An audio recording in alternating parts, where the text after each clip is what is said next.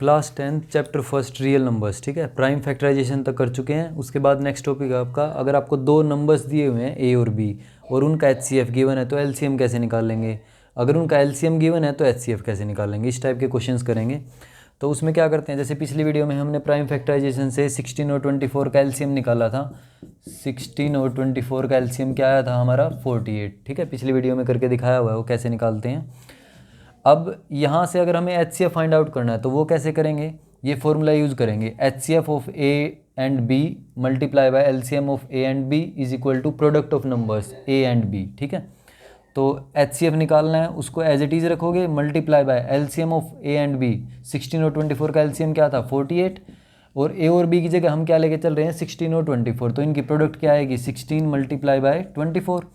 अब एचसीएफ क्या हो जाएगा, ये 48 एचसीएफ के साथ मल्टीप्लाई में था, राइट साइड में जाएगा डिवाइड में जाएगा, ठीक है। 16 इंटू 24 डिवाइड बाय 48, 24 1 जा 24, 24 2 जा 48, 2 1 जा 2, 2 8 जा 16, तो एचसीएफ क्या आ जाएगा 8। 16 और 24 का एचसीएफ 8 आ जाएगा, ठीक है। तो इस टाइप के क्वेश्चन मिलेंगे आपको। नेक्स्ट टॉपिक है यूक्लिड डिवीजन एल्गोरिथम। ये यूक्लिड डिवीजन लेमा है, तो उसका यूज़ करके हमने कोई स्टेप्स बनाए हुए हैं, कुछ एल्गोरिथम मीन स्टेप्स हैं, प्रोसीजर है, उसका यूज़ करके हम एचसीएफ फाइंड आउट करेंगे दो नंबर का। जैसे 16 और 24 लेके चलें, 16 और 24 का हमें एचसीएफ निकालना है, ठीक है, इन दो नंबर्स का। तो कैसे निकालेंगे, एल्गोरिथम का यूज़ कैसे करेंगे, हम बड़े वाले नंबर को डिवाइड करेंगे छोटे नंबर से 16 से, ठीक है। तो 16 1 जा 16, 24 माइनस 16 8 आ जाएगा। अब जो ये रिमाइंडर आया है ये डिवाइज़र बन जाएगा और ये 16 डिविडेंड हो जाएगा। तो 8 2 जा 16, अब रिमाइंडर क्या आ जाएगा 0। ये तो सिंपल डिवाइड है, लेकिन हमें इसके साथ में स्टेप्स राइट करने हैं, यूक्लिड डिवीजन लेमा वाले स्टेप्स राइट करेंगे। ये 24 कैसे आया है, 24 इज इक्वल टू 16 की 1 के साथ मल्टीप्लाई की और प्लस में 8, ऐसे राइट कर सकते हैं। 16 मल्टीप्लाई बाय 1 प्लस 8। ऐसे ही इस 16 को कैसे राइट करेंगे, 16 is equal to 8 multiply by 2 plus 0, 8 multiply by 2 plus 0, ऐसे राइट करेंगे। अब इसमें क्या है, जब रिमाइंडर 0 आएगा तो जो भी डिवाइजर होगा उस टाइम वो हमारा एचसीएफ हो जाएगा, ठीक है। तो HCF of 16 and 24 is equal to 8।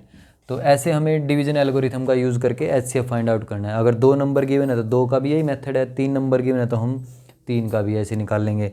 पहले 2 नंबर का निकाल लेंगे, अगर हमें 3 नंबर गिवन है तो पहले 2 नंबर का फाइंड आउट करेंगे। 16 और 24 का जैसे फाइंड आउट कर लिया 8 आया, और अगर हमें इसके साथ में 48 और दे दें तो 8 का और फिर 48 का निकाल लेंगे इसी मेथड का यूज़ करके, ठीक है। क्लियर है सभी को। नेक्स्ट आपको इस टाइप के क्वेश्चन मिलेंगे थर्ड एक्सरसाइज में, prove that root 3 is an irrational number. Irrational number prove करना है तो हम इसको कॉन्ट्राडिक्शन से प्रूव करते हैं। कॉन्ट्राडिक्शन क्या होगी, हम लेट करके चलेंगे, कोई एक फैक्ट को लेट करके चलेंगे और लास्ट में प्रूव कर देंगे कि ये जो हमने लेट किया था ना वो रॉन्ग लेट किया था, तो ये कॉन्ट्राडिक्शन हो जाएगी। तो इस तरह प्रूव करेंगे इसको कॉन्ट्राडिक्शन से। तो जैसे इसमें लेट करके चलते हैं, let root 3 is a rational number. हमें इरेशनल प्रूव करना है ना तो उसका उल्टा लेट करके चलेंगे, let root 3 is a rational number. Root 3 एक रैशनल नंबर है। अब रूट 3 रैशनल है तो हम रूट 3 को किस फॉर्म में राइट करेंगे, पी बाय क्यू की फॉर्म में राइट कर सकते हैं। रैशनल पी बाय क्यू की फॉर्म के होते हैं ना, पूरी डेफिनेशन राइट करेंगे, क्यू नॉट इक्वल टू 0 आएगा, और पी एंड क्यू कैसे नंबर आएंगे, को prime. P and Q R को प्राइम इंटीजर्स, ठीक है। को प्राइम का मीनिंग सभी को पता है कि इनका एचसीएफ क्या आएगा 1, ठीक है। HCF of P and Q is equal to 1। तो अब यहाँ से अब ये क्यू डिवाइड में है, इस साइड जाएगा मल्टीप्लाई में, root 3 Q is equal to P, both side square कर देंगे तो 3 का स्क्वायर रूट 3 का स्क्वायर करेंगे 3 आ जाएगा, क्यू का square Q square is equal to P square. अब ये हमारी फर्स्ट इक्वेशन आ जाएगी। अब यहाँ से देखो, अगर मैं ये लिख दूँ कि 6 है, 6 is equal to 2 multiply by 3, तो हम ये बोल सकते हैं कि 6 2 से भी डिविजिबल होगा और 6 3 से भी डिविजिबल होगा, ठीक है। 2 और 3 दोनों 6 को डिवाइड कर रहे हैं ना, इसलिए 6 को 2 इंटू 3 राइट कर सकते हैं हम। अब हमें यहाँ भी यही फॉर्म दी हुई है, 3 मल्टीप्लाई में फिर सेकंड इंटीजर दिया हुआ है is equal to P square, इनके बीच में मल्टीप्लाई का साइन है। तो हम ये बोल सकते हैं कि 3 डिवाइड करेगा पी स्क्वायर को और क्यू स्क्वायर भी डिवाइड करेगा पी स्क्वायर को। दोनों ये 3b और क्यू स्क्वायर भी दोनों डिवाइड करेंगे पी स्क्वायर को, लेकिन हमें यूज़ करना है सिर्फ 3 का। तो हम कैसे लिखेंगे इसको, अगर 3 Q square is equal to P square है, this implies that P square is divisible by 3, P square is divisible by 3। ये ऐसे भी राइट कर सकते हो 3 डिवाइड्स पी स्क्वायर, ठीक है। अगर पी स्क्वायर 3 से डिवाइड हो रहा है तो पी भी 3 से डिवाइड हो जाएगा, P is also divisible by 3। ये आपको एक थ्योरम दी हुई है, अगर कोई इंटीजर दिया हुआ है उसका इंटीजर का स्क्वायर किसी प्राइम से डिवाइड हो रहा है तो वो इंटीजर भी उस प्राइम से डिवाइड हो जाएगा। ये थ्योरम दी हुई है आपको एक, इसका प्रूफ नहीं आता पेपर में इसलिए डायरेक्ट रिजल्ट यूज़ कर रहे हैं उसका। P square is divisible by 3, this implies that P is also divisible by 3। अब अगर कोई नंबर 3 से डिविजिबल है, जैसे मैं ये बोल दूँ कि 6 2 से डिविजिबल है, 6 डिवाइड हो जाता है ना 2 से, तो हम 6 को क्या लिखेंगे 2 मल्टीप्लाई बाय 3, ऐसे राइट कर सकते हैं। 6 2 से डिवाइड हो रहा था और उसको 2 की मल्टीप्लाई में राइट कर दिया हमने, ठीक है। तो ऐसे P 3 से डिवाइड हो रहा है तो हम P को 3 की मल्टीप्लाई में राइट कर सकते हैं। तो लेट कर लेंगे, let P is equal to 3m, ठीक है। P को हम 3m लेट कर लेंगे, और जो अब हमने लेट किया है P की वैल्यू 3m, ये हम इस इक्वेशन में पुट करेंगे, फर्स्ट इक्वेशन में। तो लेफ्ट में तो 3 क्यू स्क्वायर आ जाएगा, इज इक्वल टू P की जगह क्या आ जाएगा 3m स्क्वायर। अब स्क्वायर ओपन करेंगे, 3 का स्क्वायर क्या आ जाएगा 9m स्क्वायर, और यहाँ क्या आएगा 3 क्यू स्क्वायर, ठीक है। अब ये 3 राइट साइड में जाएगा डिवाइड में, तो Q square is equal to 9m square by 3, 3 1 जा 3, 3 3 जा 9, 3m स्क्वायर बचेगा। तो क्यू स्क्वायर की वैल्यू क्या आ जाएगी 3m स्क्वायर, ठीक है। अब ऐसे ही जैसे ये किया था कि पी स्क्वायर क्या था 3 इंटू क्यू स्क्वायर था, तो P square is divisible by 3। ऐसे ही अब क्यू स्क्वायर अगर 3m स्क्वायर है, यहाँ देखो 2 टर्म्स थी ना, 3 और क्यू स्क्वायर दिए हुए थे, वो दोनों P square is equal to P square था। पी स्क्वायर 3 से भी डिवाइड हो जाता था और पी स्क्वायर क्यू स्क्वायर से भी डिवाइड हो जाता था। ऐसे ही यहाँ क्यू स्क्वायर 3 से भी डिवाइड हो जाएगा और क्यू स्क्वायर m स्क्वायर से भी डिवाइड हो जाएगा, लेकिन हम यूज़ किसका करेंगे सिर्फ 3 का। तो दिस इम्प्लाइज दैट, इसके बाद आगे यहाँ कर रहे हैं Q square is divisible by 3, Q square is divisible by 3, ठीक है। अब क्यू स्क्वायर 3 से डिविजिबल है तो Q is also divisible by 3, Q is also divisible by 3। अब क्यू भी 3 से डिवाइड हो जाता है और पी भी 3 से डिवाइड हो जाता है, तो this implies that P and Q both are divisible by 3, P and Q both are divisible by 3, ठीक है। अब दोनों 3 से डिविजिबल हैं, मीन्स 3 इनका कॉमन फैक्टर आ जाएगा। P भी 3 से डिविजिबल है, Q भी 3 से डिविजिबल है, तो 3 इनका कॉमन फैक्टर हो जाएगा। Means P and Q both have common factor 3, दोनों का एक कॉमन फैक्टर आएगा 3, और वो 3 क्या है 1 से अलग है ना, 3 अदर देन 1, अदर देन 1, क्योंकि 1 तो इनका फैक्टर है पहले से ही P और Q का, को प्राइम इंटीजर थे ना, तो HCF P और Q का क्या था 1। अब यहाँ से क्या आ जाएगी कॉन्ट्राडिक्शन आ जाएगी, क्यों, क्योंकि देखो हमने यहाँ क्या लिखा हुआ है HCF of P and Q is equal to 1, means जो P और Q के कॉमन फैक्टर आएंगे उनमें सबसे हाईएस्ट कॉमन फैक्टर क्या होगा 1, सबसे बड़ा कॉमन फैक्टर 1 आएगा। HCF का मीनिंग हाईएस्ट कॉमन फैक्टर होता है ना, और यहाँ हमने दिखाया कि इनका कॉमन फैक्टर 3 आ रहा है, तो ये तो गलत हो गया, कॉन्ट्राडिक्शन आ जाएगी। This implies that it is a contradiction, ठीक है, कॉन्ट्राडिक्शन हो जाएगी। तो जो हमने लेट किया था वो गलत लेट किया था, √3 क्या आएगा इरेशनल आ जाएगा, √3 इज़ एन इरेशनल नंबर, ठीक है, √3 इज़ एन इरेशनल नंबर। तो इस टाइप के क्वेश्चन मिलेंगे थर्ड एक्सरसाइज में, √3 को इरेशनल प्रूव करो, √5 √7, रूट के अंदर कोई ना कोई आपको प्राइम मिलेगा, ठीक है। तो उसमें लैंग्वेज आपको यही रखनी है, इसी टाइप से क्वेश्चन करके दिखाना है।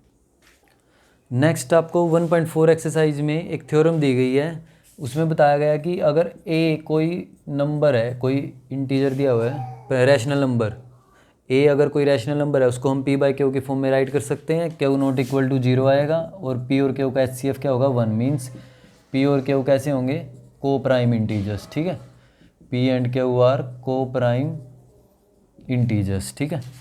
अब हमें क्या बताया गया इस थ्योरम में कि अगर a कोई रैशनल नंबर है और उसको p बाय क्यू की फॉर्म में राइट कर रहे हैं और हम फैक्टर करें क्यू के, जो नीचे डिनोमिनेटर आएगा ना उसके फैक्टर करें, प्राइम फैक्टर करें, उस फैक्टर करें, और वो किस टाइप के आए, Q is equal to 2m 5n, इस टाइप के फैक्टर आ जाएं क्यू के, तो जो ये a आएगा वो उसकी डेसिमल एक्सपेंशन कैसे आएगी, टर्मिनेटिंग आएगी। ठीक है, अब a रैशनल नंबर है, इसकी डेसिमल एक्सपेंशन दो टाइप की हो सकती है, या तो टर्मिनेटिंग होगी या फिर नॉन टर्मिनेटिंग आएगी तो रिपीटिंग आएगी उसके साथ। अब टर्मिनेटिंग कब होगी, जब इसके साथ क्या होगा, क्यू के फैक्टर क्या आएंगे, 2m 5n। अगर ये फैक्टर आए तो इस नंबर की जो डेसिमल एक्सपेंशन आएगी वो टर्मिनेटिंग आएगी। अगर ये फैक्टर नहीं मिले तो इसकी डेसिमल एक्सपेंशन कैसी हो जाएगी, नॉन टर्मिनेटिंग एंड रिपीटिंग। ठीक है, तो अब जैसे आपको कोई और टर्मिनेट कितनी डिजिट्स के बाद होगा, r डिजिट्स के बाद होगा, और r की वैल्यू क्या होगी, maximum value of m and n, m और n में से जो भी मैक्सिमम वैल्यू आएगी उतनी डिजिट के बाद इस नंबर की डेसिमल एक्सपेंशन टर्मिनेट हो जाएगी। जैसे कोई नंबर लिख दें, फॉर एग्जांपल अगर हम 13 को डिवाइड करें 16 से, ठीक है, तो इसकी डेसिमल एक्सपेंशन कैसी आएगी ये फाइंड आउट करना है हमें। तो हम p बाय क्यू की फॉर्म में राइट किया हुआ है, तो क्यू के फैक्टर करके देखेंगे, क्यू की वैल्यू 16 दी हुई है ना यहाँ पर, क्यू क्या है 16, तो 16 के फैक्टर करेंगे, 2 8 जा 16, 2 4 जा 8, 2 2 जा 4, 2 1 जा 2, तो 2 की पावर 4 हो जाएगी। तो 16 के जो फैक्टर आएंगे वो क्या आएंगे, 2⁴, मीन्स क्यू हमारा किस फॉर्म का आया है, 2⁴ की फॉर्म का आया है। तो हम इसको ऐसे भी तो लिख सकते हैं, 2⁴ मल्टीप्लाई बाय 5⁻0, तो वही फॉर्म होगी ना, 2m multiply by 5n, n की जगह क्या आया हुआ है 0 और m की वैल्यू क्या है 4। तो जो क्यू के फैक्टर आए हैं वो 2m 5n की फॉर्म के आए हैं, तो जो इस नंबर की डेसिमल एक्सपेंशन आएगी वो कैसी आएगी, टर्मिनेटिंग आएगी। ठीक है, और इसकी डेसिमल एक्सपेंशन कितनी डिजिट के बाद टर्मिनेट हो जाएगी, 4 डिजिट्स के बाद। ठीक है, क्योंकि इसमें बोला हुआ है ना कि जो m और n की मैक्सिमम वैल्यू होगी, m और n में मैक्सिमम क्या है 4, तो 4 डिजिट के बाद टर्मिनेट हो जाएगा। ठीक है, ये इसकी जो डेसिमल एक्सपेंशन होगी वो 4 डिजिट के बाद टर्मिनेट हो जाएगी। तो इससे क्या पता चला हमें कि अगर क्यू हमारा इस फॉर्म का आ जाए कि 2 की पावर दी हुई है कुछ, या फिर इस फॉर्म का आ जाए कि 5 की पावर दी हुई है कुछ, या फिर इस फॉर्म का आ जाए कि 2 और 5 दोनों की पावर दी हुई है, 2⁵, 5⁴। अगर इनमें से कोई भी फॉर्म दी हुई है तो डेसिमल एक्सपेंशन कैसी आएगी, टर्मिनेटिंग। लेकिन अगर इनके साथ कोई और फैक्टर उसकी फॉर्म दे दें, जैसे 3⁻² मल्टीप्लाई बाय 2⁻³ मल्टीप्लाई बाय 5⁴, अगर इस टाइप की दी हुई है तो फिर वो नॉन टर्मिनेटिंग हो जाएगी। लेकिन हमें इसके लिए एक बात ध्यान रखनी है कि ये जो पावर है ना, ये जो फैक्टर है ना, ये कट ना हो जाए p से, p मीन्स जो न्यूमरेटर में वैल्यू दी हुई है ना उससे कट ना हो जाए। जैसे अगर आपको ये दे दें 9/3² मल्टीप्लाई बाय 2⁻³ मल्टीप्लाई बाय 5⁴, अगर ये नंबर दे दिया आपको, ये रैशनल नंबर दे दिया और ये पूछ लें कि ये बताओ कि ये टर्मिनेटिंग है या नॉन टर्मिनेटिंग रिपीटिंग है, तो हम डायरेक्ट इसको देख के नहीं बोल सकते कि ये नॉन टर्मिनेटिंग रिपीटिंग हो जाएगा, क्योंकि इसके साथ 2 और 5 के साथ 3 आया हुआ है। हमें फिर ये बात ध्यान में रखनी पड़ेगी कि 3 की पावर 2 करेंगे क्या आएगा 9, और इस 9 से 9 कैंसिल हो जाएगा, तो सिर्फ नीचे 2 और 5 की फॉर्म में फैक्टर बचे हुए हैं ना, तो इसकी डेसिमल एक्सपेंशन कैसी आएगी, फिर टर्मिनेटिंग डेसिमल एक्सपेंशन आएगी। ठीक है, ये बात आपको ध्यान रखनी पड़ेगी। इसमें डायरेक्ट नीचे देख के हम आंसर नहीं दे सकते कि ये टर्मिनेटिंग होगा या नॉन टर्मिनेटिंग होगा। अगर पावर बच जाए यहाँ 3 एक और 3 बच जाए मान लो यहाँ, तो फिर ये नॉन टर्मिनेटिंग रिपीटिंग हो जाएगा। क्लियर है सभी को?